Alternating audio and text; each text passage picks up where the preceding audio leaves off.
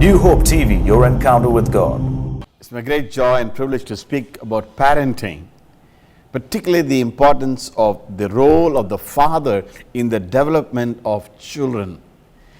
I think in our culture, somehow we feel after the child is born, it is the mother's responsibility to take care of the children. And the father, as long as he is providing bread and providing food on the table, everything is fine.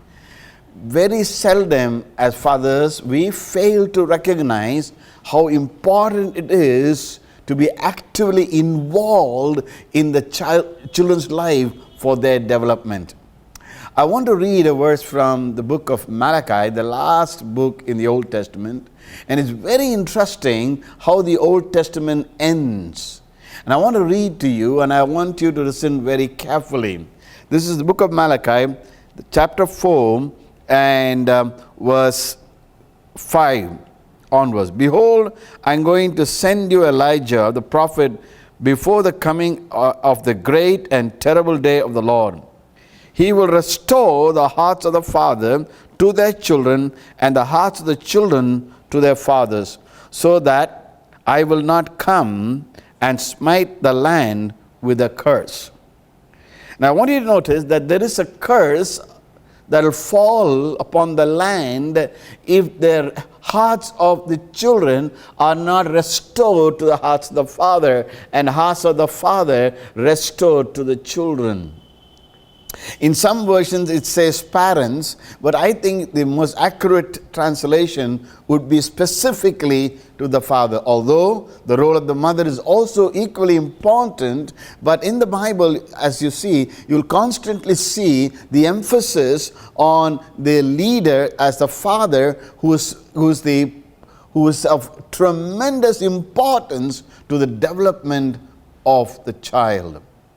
So here it says very clearly that when there is not a harmonious, joyful, loving, compassionate, friendly relationship with the child and the heart of the father, there is a curse.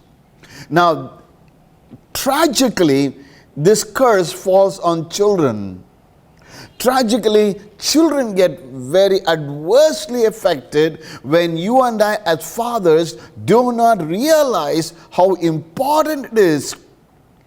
You know, there's a Jewish saying that says that parents are co-creators with God. Parents are co-creators with God. God could not be everywhere, so He invented parents. Now I'm going to read another portion to you in the book of Colossians, and I want you to see this carefully. In Colossians chapter 3, we have a very interesting thing that what Paul says. And Paul says specifically to the fathers.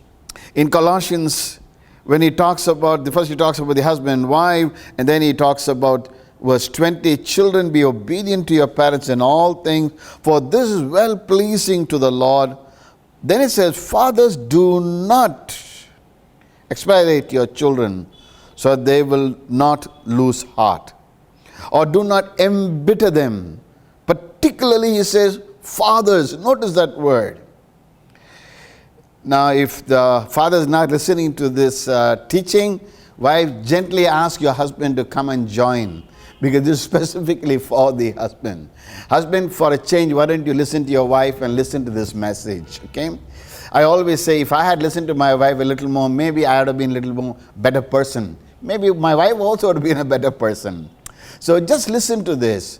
It specifically says, fathers, do not embitter. Do not make your children angry. Now, it's very interesting how the Amplified Bible presents this. It says, fathers, do not embitter or do not provoke your children to anger. And then it says, here in the New American Standard Version, it says that they will lose heart. And in the Amplified Bible, it says this.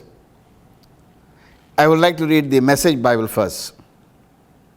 It says, children, do what your parents tell you. This is delighting the master no ends. Parents, Don't come down hard on your children, or you will crush their spirit. Can you believe that you can actually crush the spirit of the children by our wrong parenting? I think we need to ask the Lord for forgiveness, because you and I as parents, sometimes we unconsciously make some mistakes that perhaps our parents did. And by that, the Bible says we crush their spirit. Now that's the Message Bible. And in the Amplified Bible, it says, do not provoke your children to anger. And then he says these words, lest by our aggressive correction, by our anger, by our short-temperedness, by overly bearing upon our children, by dominating and controlling our children, by being so strict, we do damage to our children. Now, please don't get me wrong. We have to correct them. But all correction must be in the context of a loving relationship. As one of the rabbis said, do that corrections, but do it so kindly and lovingly. You know, in Tamil we have a proverb, it says, we must so correct people how gently as possible, how you will take a needle and poke it in a ripe banana, a plantain. You don't have to pierce it, just slowly. And I think all correction must be done in a very loving way. The Amplified Bible, as I was referring to, says, fathers, do not embitter your children. Be very careful. They are precious commodity. They are a gift given to you. They are amazing, amazing gifts given to you. But if you are too strict, too controlling, because you feel that by being angry and controlling them, you will bring the best out of them, you will not bring the best out of them. In fact, being angry and short-tempered and dominating them, you will bring the worst in them. The Amplified Bible says this: fathers, do not make your children to get angry, lest they become, notice, it says 6 things that will happen to our children if we are overly strict, overly controlling, overly dominating. Now, some of you listening to me may say, oh, I'm not like that. Check with your children. Check with your children whether you're coming on them heavily. The Amplified Bible says this, that when we are overly controlling and dominating and overly strict, these things will happen to our children. This is plainly from the Amplified Bible. You can check it. First thing, they'll get discouraged. They'll become sullen. They'll become like half dead people. No enthusiasm, no exuberance, no spontaneity, because you have destroyed their spirit. They'll feel inferior. They'll feel there's something wrong about them. The whole time my daddy is scolding me and firing me, there must be something radically wrong about me. I am no good. No, guilt and shame is different. Guilt is feeling sad for some mistake that we have done. Shame, in a deeper level, could be, there's something wrong about me. I am no good. There is a manufactured defect in me. Now, when the children feel that way, we cannot expect them to do great things in life. They'll feel inferior. That's why I was saying that all correction must be done in the context of a loving relationship. In fact, I would go to the extent of saying, if our children don't experience your love, you have no right to correct them. Because that will be dictatorship. That will be like as if you're coming there because you feel, I am the father, you better listen to me. If one person had any authority to take that way of thinking, it would be God. And God simply says, if you love me, keep my commandments. If you have experienced my deep love, in response to my love, I want you to obey me. How much true it must be with our children. Please don't get me wrong. I want you to correct your children, but always in an atmosphere of not destroying their self-worth. Feel inferior, frustrated. No interest in life. And then it says, you break their spirit. They become morose, half-dead people. I began by saying that parents are co-creators with God. We bring joy, we bring life into our children. If our children are half dead, it is primarily, to great extent, is because you and I as parents have not spent time with them, have not loved them, have not cherished them, have not built them up, have not encouraged them, have not told them that you are simply awesome and amazing. Because God looks at us and He says, you are precious, you are honored, and I love you. And as parents, could we honor them, love them, cherish them? Because they are simply made in the image of God. They cannot but be awesome. But if we can just love them and care for them. Many parents, I feel, are so busy making money. I heard of a father, this really is a true story, who's so busy in the corporate world, climbing up the ladder, trying to raise his status in the office, wants to go to the next post. He spends so much time in the office. He goes early morning, comes back very late. He never gets to see the child. And the child, longing for the father, every day goes to bed longing for him. Now this really happened.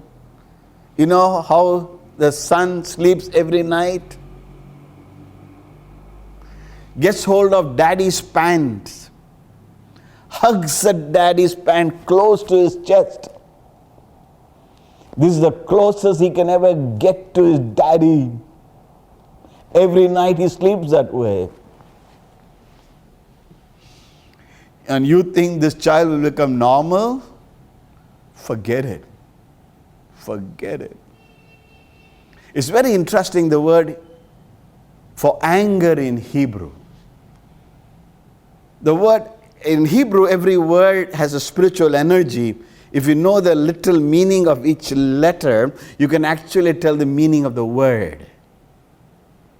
The word for anger is a very interesting word in Hebrew. It comes from two roots. One is Abba, daddy. The other is where. The word anger has two words.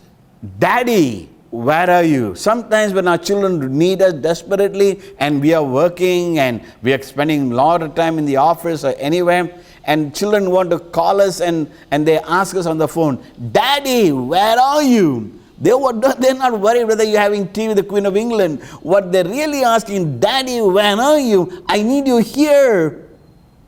I need your presence. Where are you? In Hebrew, that's the word for anger. Daddy, where are you? You know, in today's world, both the mother and the father are working many hours outside the home. Do you know the word for fear in Hebrew? In Hebrew, the word fear, interestingly, consistently, like I said, the word anger comes from the phrase, where are you, Daddy? The word fear, interestingly, comes from two words, where and mother. Mother, where are you? You're so busy doing so many things outside. And sometimes, I want to say this, sometimes mothers are so busy doing ministry and forgetting to spend time with the children. Sometimes the fathers are traveling all over the world and forgetting to play, to sing, to joke, to go out and have good food in the restaurant with the children. And I'm saying, in the book of Malachi it says, there is a curse that comes. Tragically, our children will get the blunt of it. So many times as parents, and particularly as fathers, we could be termed as absent fathers. We are there, but we are not there. Or distant father, but probably he is there, but no emotional attachment, no intimate relationship. The children cannot freely run into you and hug you at any time. And even if you do a slightest mistake, you're there to fire them as if they destroyed the whole of Taj Mahal. There's no appreciation, no recognition, no support. Say, wow, son, that was great and wonderful. And I remember a story of this man who became a national football player. And he was invited by a chaplain to give a talk in prison to the inmates in prison and in the auditorium. So as the chaplain and this national football player was walking inside the prison to go to the stadium, to the auditorium to give that talk, the national football player was telling the chaplain, you know, today I became a national football player. But you know how it all began? It all began because of my father. And the chaplain said, did it? How? Tell me more about that. He said, when I was a child, my dad used to see me play football. And when I kicked the ball, he would say, son, that's an awesome kick. Only national players kick the ball like that. When I dribble the ball, he would look at me and say, son, that is simply fantastic. Only classic players dribble the ball that way. And when I shot a goal, he would get so excited. He will shout with enthusiasm and appreciation and say, what an awesome goal. Only national players of a very high caliber score goals like that. I became a national player because my daddy always said that. As a chaplain and the national football player were talking, an inmate in prison overheard this. And he looked at the chaplain with tears in his eyes and said, chaplain, today I am in prison. You know why? Because when I was a child, my daddy always said, son, one day you will end up in prison. Parents, I want to urge you to be very, very careful with what you tell your children. Because in Proverbs we read this, that there is power of life and death in your words. In the book of Proverbs, the 18th chapter. Please, I plead with you as parents, please don't tell your children you're good for nothing. Please don't tell them you'll become an auto driver. Please don't tell them anything that will degrade them. Not that being an auto driver is something lower, but what we do is out of anger, we almost curse them. Please don't do that. Bless them, appreciate them, believe in them. You know, when you use positive affirmation, that will be a great blessing. You know, when I started studying about the Jewish roots of our faith and the Hebrew concepts of our Christian doctrine and what I can learn from the Hebrew scholars, one of the things that I learned was that the Hebrew parents bless their children. Always would tell them, one day you will become a great judge. One day you will become a great inventor. One day you will become a great professor. And they did. In the Old Testament we read that the father Abraham blessed the son. And when I began to read that, I began to practice this. Every day before my children went to school and up to college time, every morning I put my hands upon my children and I blessed them, and I said, my son, as a father, I bless you. I bless you with wisdom. I bless you with power. I bless you with God's grace. I bless you that you become very creative. I bless you as a father, and may God's richest blessing rest upon you. I placed my hands upon his head and I prayed for him every day. Same thing with my daughter. When she began to study a CA, I began to say, Lord, I bless her, and I pray, Lord, that she'll become one of the world's best seer, chartered accountant. I blessed her, and she did. There is tremendous blessing. There is tremendous blessing in blessing. And therefore, do not ever, ever say negative words to your children. I want to tell you one more story. This is about a great inventor. He was inventing things left, right, and center. And so the people who noticed this guy inventing new things, discovering new things, asked him, hey, tell us your secret. Tell us the secret how you come up with such new things and you invent things left, right, and center. Tell me the secret. And he said, you know what? I became a great inventor because of what happened when I was 10 years old. He said, please tell me about it. When I was 10 years old, I remember this very clearly. My mommy had gone out and I opened the fridge. There was this 5-liter can of milk. And I tried to pour that 5-liter can of milk into my small cup. And the whole thing slipped and the whole 5 liters of milk went on the floor. I did not know what to do. Mommy came in. Usually mothers come at the right time, don't they? And saw this 5 liters of milk on the floor. I can recollect what my mother would have said. Oh, look at the mess you made. Oh, God, I have another job here. As if I didn't have any other job. But you know what his mother said? She looked at the 5 liters of milk on the floor and she said, in all my life, I've never seen 5 liters of milk on the floor. And then they discussed and said, son, let's do what we can do. There are many ways of cleaning up this place. So they discussed the possibilities and together they cleaned up the place. And then the mother did a very wise thing. She took the same jar, now filled it with water, took it to the garden and took her son and took the same cup and said, son, when you open a 5-liter can, this is the way you open, this is the way you pour. Not the way you did when you spilt it. That's it. This great inventor said, that day I learned a few foundational truths that are important to become an inventor. The first, it is all right to make mistakes. I like to say hallelujah.